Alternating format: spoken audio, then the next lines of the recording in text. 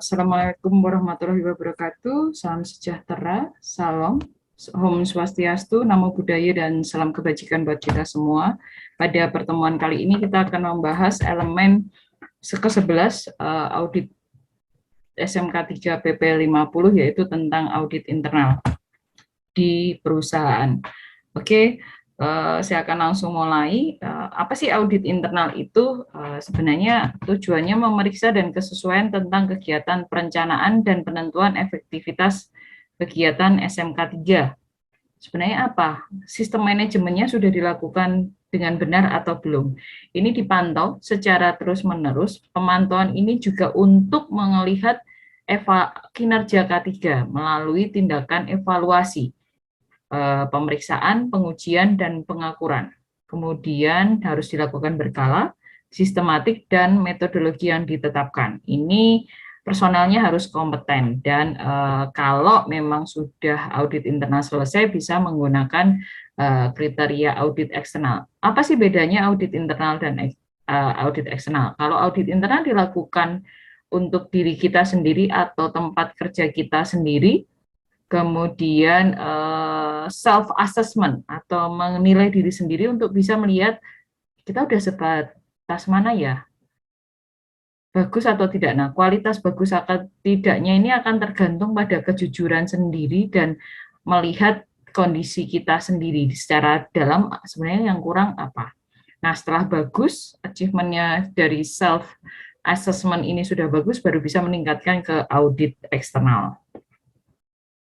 Kemudian pengurus dan pengusaha, manfaatnya apa? Pengurus dan pengusaha bisa memantau, melakukan tindakan perbaikan, kemudian bisa mempersiapkan diri dengan baik dan matang. Jadi sebelum diaudit eksternal, daripada nanti diaudit eksternal sudah keluar banyak uang, ternyata masih banyak temuan yang belum jadi sehingga nggak lolos. Kan pertama malu, kedua ongkosnya akan sangat banyak sekali dan akan PR-nya akan sangat banyak dan dikebut. Karena misalnya untuk audit eksternal itu ada batas waktunya juga untuk melakukan perbaikan. Kalau belum siap perusahaannya pasti akan kewalahan. Nah, kalau audit internal ini bisa mempersiapkan diri nih. Pertama kita belum pernah nih K3 diaudit. Coba kita audit, ternyata hasilnya baru 50%. Walah, kalau sudah 50%, kalau diuji eksternal ya belum dapat bendera, nggak akan bagus. Makanya kita coba perbaiki dan mempersiapkan diri. Kemudian dari audit internal itu kita akan mengetahui kekurangan yang ada di tempat kita, apa saja yang kurang. Kemudian dari identifikasi apa-apa saja yang kurang itu kita bisa melakukan tindakan perbaikan dulu dan pemrograman yang lebih stabil. Kalau secara kontinu sudah dilakukan secara terus-menerus, otomatis perbaikannya kan bisa semakin meningkat 60, 70, 80. Nah, mungkin kalau sudah 80, itu berani audit eksternal, pasti akan temuannya nggak akan jauh berbeda dari hasil yang sudah kita lakukan self assessment, dan itu sudah dapat bendera. Kriterianya kan Anda bisa tahu sendiri kriterianya berapa kalau yang awal atau tidak. Kemudian ini juga untuk mengkonfirmasi bahwa sebenarnya sistem yang kita lakukan itu berfungsi atau tidak, beneran berfungsi atau hanya di atas kertas saja tapi di lapangan ternyata tidak berfungsi. Tapi kalau secara paper text atau secara data kertas itu baik. Kemudian kita juga bisa memantau atau mengidentifikasi mana area yang punya kinerja K3 baik dan mana yang belum, dan apa yang bisa ditingkatkan dari hal tersebut. Untuk audit internal biasanya penilaian diri 64 kriteria diri dulu. Diawali dari 64 kriteria dulu, kemudian apakah kita sudah cukup bagus di 64 kriteria. Biasanya 64 kriteria ini item-item yang paling utama, yang paling dasar. Misalnya ketersediaan prosedur itu biasanya ada di kriteria 64. Jadi kriteria-kriteria utama. Nah, nanti tinggal kita melakukan internal audit. Kalau sudah bagus misalnya dari 64 kriteria itu, nanti kita akan tanyakan kepada manajemen apakah kita mau menaikkan ke tingkat transisi dan tingkat lanjutan. Kemudian secara internal audit apakah cukup 64 atau kita teruskan nih sampai 166 kriteria dulu baru kita memakai external audit. Atau oke lah perusahaan kita berani, tapi ini kita butuh untuk misalnya segera dapat kontrak dan yang lainnya mungkin pakai kriteria awal tapi benderanya bagus. Nah, nanti baru perbaikan-perbaikan selanjutnya dilakukan secara operasional, memperbaiki lebih baik dengan menambah kriteria-kriteria yang ada. Kemudian untuk mendapat pengakuan secara luar atau secara apa ya, diketahui bahwa bisa buat jualan, istilahnya bisa untuk menunjukkan bahwa ini loh perusahaan kami sudah, itu ada baiknya dilakukan dengan auditor independen eksternal dengan ada sertifikasi oleh lembaga yang memang memiliki kompetensi dan wewenang untuk melakukan audit eksternal sebagai auditor eksternal dari suatu sistem manajemen K3 di suatu perusahaan tertentu. Itu yang sebaiknya dilakukan. Kemudian bagaimana sih tim internal audit itu harus ditunjuk dan diangkat resmi oleh pimpinan perusahaan. Kalau memang stabil, turnover atau pergantian pekerja itu tidak terlalu sering, berarti perusahaan lumayan bagus nih. Perusahaannya awet, pekerjanya awet di situ. Kalau bisa, didaftarkan ke Disnaker atau Demnaker, kemudian diambil dan dipilih dari berbagai unsur dan fungsional berbeda. Jadi kalau ini unsur fungsional yang berbeda itu harapannya misalnya di manufacturing. Manufacturing itu ada line produksi, ada admin, ada departemen training, ada warehouse, ada logging, ada transporting, ada maintenance. Nah, setiap unsur tersebut paling nggak diwakili satu oleh supervisor dan satu pekerja misalnya, atau pada level supervisor.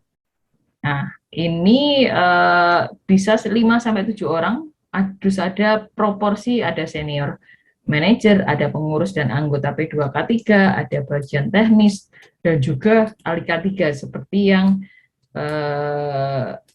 P2K3 itu salah satunya bisa dilibatkan di situ. Ada tim audit, ada sekretaris 1, anggota tetap, dan anggota tidak tetap. Ini kriteria internal auditor ini lebih, kalau bisa tidak terlibat langsung pengembangan manajemen area atau sistem yang direview. Kenapa? Karena kalau misalnya nih, saya orang K3, saya sistemnya yang lagi develop nih, ketika diaudit saya jadi ikut auditor, saya mengaudit diri saya sendiri, ya pasti biasanya akan bagus. Nah, kita kok aku itu era kerja padahal aku kok kelihatannya tidak bekerja padahal saya sudah bekerja mengembangkan manajemen ini. Nah, itu tidak akan fair atau integritasnya akan kurang atau tidak valid. Jadi kalau bisa ya dari departemen lain atau dari posisi lain yang mungkin memang sudah di training juga. Kemudian mengikuti training relevan audit K3 dan kompeten dianggap paling tidak ketika melakukan audit itu orang tersebut sudah pernah menerima training, sudah tahu konsepnya dan dia diberi sertifikat. Nah, itu boleh dikategorikan kompeten. Kemudian dia paling tidak harus familiar proses review. Jadi perusahaan ini apa tahu? Jadi apa tahu pekerjaannya? Oh, proses bisnisnya itu mulai dari pembelian bahan baku, dari bahan baku itu masuk gudang dulu, dari gudang masuk produksi, dari produksi masuk gudang, tadi gudang material, yang ini nanti gudang barang jadi ini nanti ke bagian marketing, marketing ini nanti ke bagian yang lain. Nah, itu proses produksi setidaknya Anda harus tahu. Makanya safety itu bukan dewa yang bisa segalanya, tapi dia paling nggak harus tahu. Ketika Anda di manufaktur, Anda harus tahu proses produksi manufaktur itu seperti apa. Kalau Anda nanti pindah ke pabrik kimia, harus belajar lagi untuk proses produksi kimia itu apa toh. Kalau Anda ke konstruksi, proses produksi atau jasa konstruksi itu mulai dari apa toh? Mulai dari dapat kontrak. Nah, cara dapat kontrak K3 udah terlibat terus sampai ke belakang. Apakah migas sama? Seperti itu proses produksi. Jadi pindah perusahaan makanan akan beda lagi K3-nya. Jadi kemampuan Anda itu harus luas tahu konsep utamanya, harus luwes, kemudian Anda harus punya kemampuan untuk berkomunikasi yang baik dan mau belajar, karena nggak mau belajar nggak akan dapat, pasti hanya di suatu tempat itu terus, nggak berpindah saking nyamannya, atau kalau kita malas belajar kita nggak akan dapat pengalaman kemana-mana gitu. Kemudian mampu melakukan review tujuan dan pelaporan akurat dan keterampilan komunikasi atau yang baik, baik tulisan dan lisan. Jadi yora mentang-mentang jadi internal audio terus jumawa atau kemana-mana saya internal auditor loh, tapi ya komunikasi yang baik itu akan memudahkan kita untuk bekerja sama, mengegolkan atau mencapai Anda bisa mengajak orang lain untuk percaya, mengikuti, dan mau bekerja sama dengan Anda untuk menjalankan program yang seharusnya Anda lakukan. Gitu. Kemudian cakupannya harus ada persiapan lembar kerja audit, elemen audit, pengkajian informasi unit kerja atau inspeksi kecelakaan, kemudian bagaimana tentang informasi penting K3 atau temuan baru. Kemudian paham paling tidak teknik-teknik K3 itu seperti apa, seperti HIRA-DC, Hazard Identification Risk Assessment dan Determine Control atau IBPRP, identifikasi bahaya, penilaian risiko, dan pengendalian. Itu barang, bukan barang, metode yang sama. Kemudian ada pengetahuan dan pemahaman objek audit. Apakah itu live, kondisi nyata, softwarenya, maksudnya dari sistemnya sendiri, sistem pembelian gimana, sistem produksi gimana, proses sistem permintaan, request, pembayaran, dan sebagainya itu software, peralatan pendukung. Kalau hardware ya orangnya, lingkungannya, pekerjaannya yang bisa tersentuh oleh panca indera. Kemudian peraturan perundang-undangan K3 dan standar norma maupun persiapan bahan audit, konsultasi dan komunikasinya bagaimana metodenya. Apakah dengan email, apakah dengan desktop, apakah dengan bertemu muka, ngobrol-ngobrol, apakah dengan pakai G-form, atau yang penting ada bahan audit, bisa dikonsultasikan dan saling berkomunikasi dan saling berkonsultasi dari sisi dua arah. Kemudian penyimpanan berkas audit-audit yang sudah dilakukan. Prosesnya sendiri, tahap persiapan, pertemuan pra-audit, inspeksi unit kerja, pembuktian dan verifikasi informasi, pertemuan pasca pemeriksaan unit kerja, dan evaluasi pelaporan audit. Nah, setelah setting itu sudah didapat, persyaratan dari PP 50 tahun 2012 itu apa? Mintanya terjadwal. Adakah prosedur audit internal? Oh, tempat saya itu audit internalnya 6 bulan sekali. Elok. Saya tuh setahun sekali. Rata-rata sih.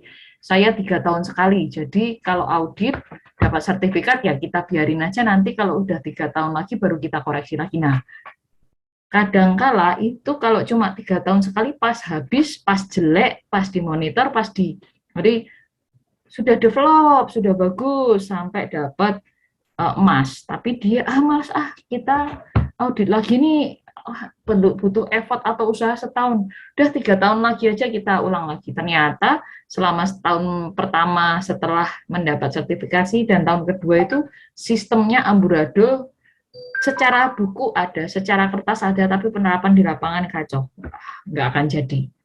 Kadang ada beberapa yang perusahaan akhirnya membuat surveillance audit atau audit internal ini sendiri dibikin.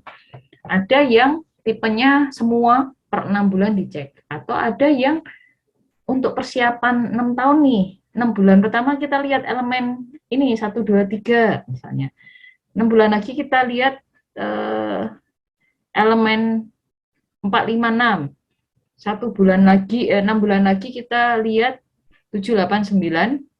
6 bulan lagi kita lihat 10, 11, 12. Kan udah komplit kriterianya.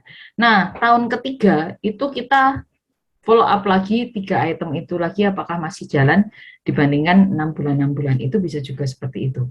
laporan audit internalnya seperti apa, harus terjadwal dan terdokumentasi. Tadi petugas independen dan berkompeten tadi ya seperti yang tadi, posisi auditornya seperti apa? Apakah ada yang perwakilan manajemen atau orang pekerja semua lah. Kalau pekerja terus menginspeksi atau audit atasannya yang enggak berani, nanti aku kena SP, ditulisnya bagus gitu.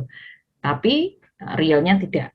Ataukah posisi auditor di bawah, nggak bisa langsung presiden direktur, tapi di bawahnya tidak berdiri sendiri, departemennya gabung sama HR atau gabung sama produksi, di bawahnya GM produksi. Nah itu biasanya akan kalau tidak jelas posisinya pasti akan tidak valid, biasanya udah takut dulu nanti kena SP, nanti kena surat peringatan. Kemudian apakah orang tersebut ada pelatihan, ada sertifikatnya, kemudian independen. Kalau saya misalnya orang produksi, saya dipilih jadi internal auditor,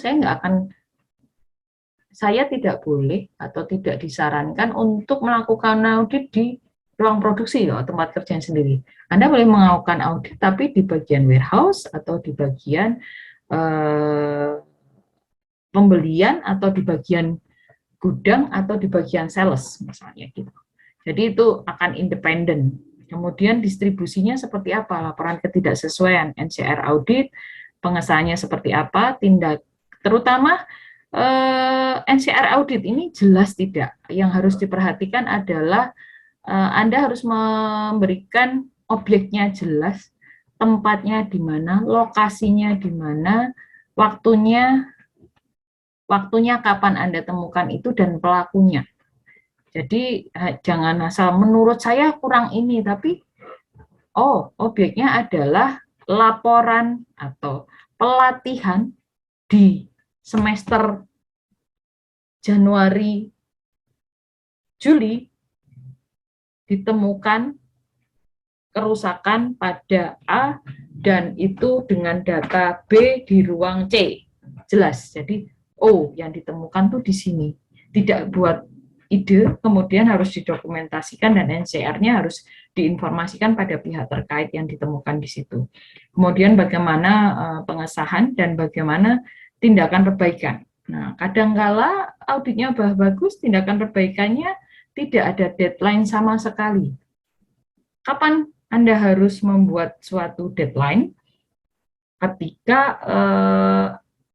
akan lebih bagus juga ketika ada prosedur, di dalam prosedur audit internal itu ditekankan juga tindakan perbaikan. Misalnya ada penekanan ini major apa minor. Kalau mayor berarti harus diselesaikan dalam waktu sebulan misalnya, atau mungkin seminggu, tergantung risknya biasanya. Atau kemudian kalau minor boleh agak lama, tapi harus dikasih batas waktu misalnya 2 minggu gitu. Nah kalau kecil resikonya, nah itu pertimbangan-pertimbangan yang harus dilihat dan apakah sudah deadline. Kemudian balik lagi, data ini dikembalikan lagi ke program enggak? Kalau ketemu ini salah, padahal kita harus mulai dari awal. Ini sudah kita bikin program untuk perbaikan lagi enggak, program untuk setahun ke depan itu sudah harus mulai dimasukkan. Jadwalnya seperti tadi, quarterly 3 bulan sekali atau setahun 4 kali, per semester, tahunan, atau 3 tahunan menjelang mau audit eksternal auditor datang, Anda baru melakukan internal audit. Gitu. Bagiannya apakah setiap quarterly itu sebagian departemen atau seluruh departemen, seluruh proses, atau semua elemen, atau dibagi-bagi elemennya. Saya mau elemen ini dulu. Gitu. Petugasnya independen. Posisi di perusahaan apa tadi? Pekerja saja atau juga perwakilan dari supervisory level atau managerial level, atau pekerja semua. Terus apakah dia mengaudit bagiannya sendiri? Harusnya tidak. Kompeten tadi dari sertifikasi, dia harus dapat sertifikat sebagai auditor, ada pelatihan yang dibuktikan dengan informasi dokumen pelatihan dan sertifikat training, kemudian apakah dia termasuk auditor junior atau auditor senior. Auditor junior dan auditor senior itu adanya di eksternal, tapi kalau memang di dalam perusahaan sendiri mempunyai sumber daya yang bagus, sumber daya yang baik, bisa juga dibuat leveling berapa kali. Dia menjadi auditor, kapan dia menjadi auditor junior dan kapan dia akan menjadi auditor senior. Kemudian kewenangan, berarti tim audit tadi punya penunjukan suratnya dari kantor atau perusahaan dan punya sumber daya manusia yang kompeten. Kemudian laporannya tadi kemana?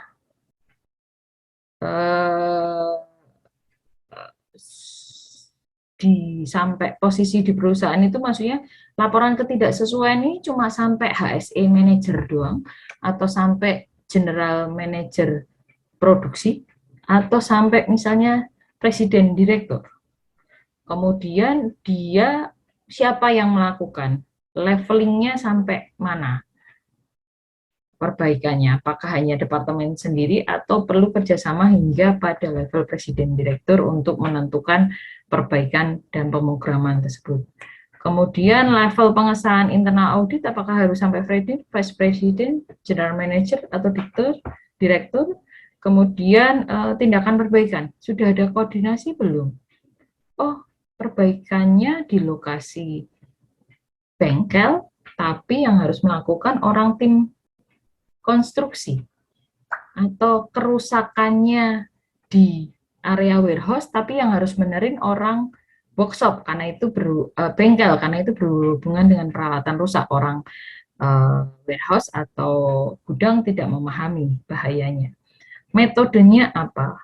Tindakan perbaikan dikirim kertas per kertas, nanti kalau udah selesai tanda tangan baru sampai, oh penyelesaian seminggu kemudian kita minta kertas audit NCR-nya harus selesai, ternyata hilang, balik lagi. Kemudian deadline-nya bagaimana?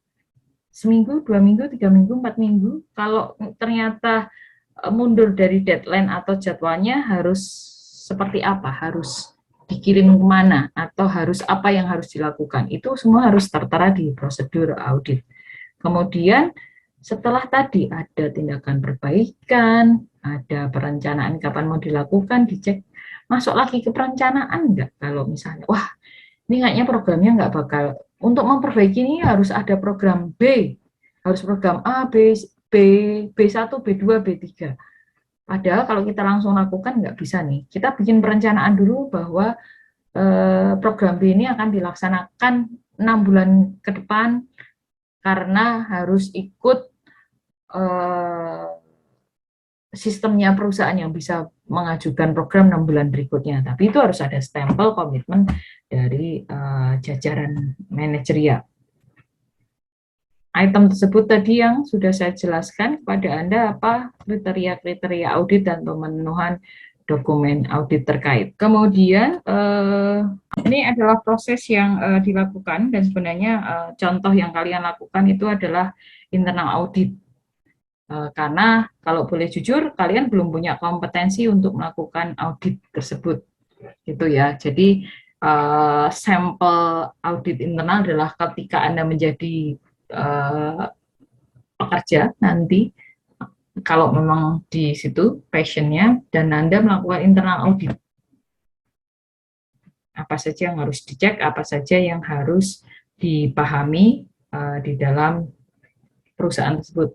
Karena kita bukan merupakan perusahaan, makanya untuk praktikum kita minta kalian mencoba untuk melakukan audit eksternal. Makanya kemarin kayak seperti INKA dan yang lain, ayo ikut audit tempat kita. Nah, seperti itu sebenarnya untuk menunjukkan sistem audit di perusahaan. Kita akan lanjut ke praktikum. Oke, silakan. Ini ada untuk praktikum, seperti biasa, saya beri kesempatan 30 menit untuk mendiskusikan materi ini, masuk ke breakout room. Silakan ambil salah satu pertanyaan tersebut, Anda menilai tempat kerjanya, bagaimana permasalahan dari 4 ini. Anda tulis problemnya apa, kemudian menilai temuan itu sebagai mayor atau minor, kemudian jelaskan standar yang berlaku, dan rekomendasi yang Anda berikan. Monggo, silahkan dibagi kelompoknya. Silahkan masuk ke breakout room.